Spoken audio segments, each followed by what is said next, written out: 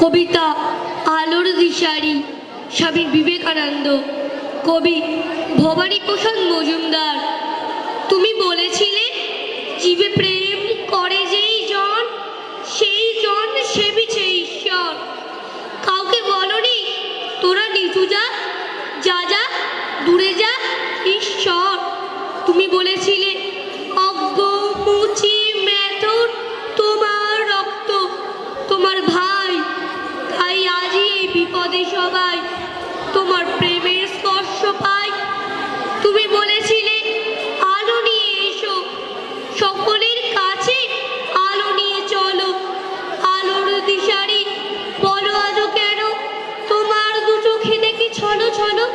তুমি বলেছিলে টাকাতে কিছুই হয় না, নামেও না যশেও নয়, বিদ্যাতেও কিছু হয় না, শুধু ভালোবাসাতে সবই হয়। তুমি বলেছিলে সত্যের জয় হবেই হবে, আজ হোক কিংবা কাল হোক, সত্য ধর্ম পবিত্রতা অবিনশ্বর।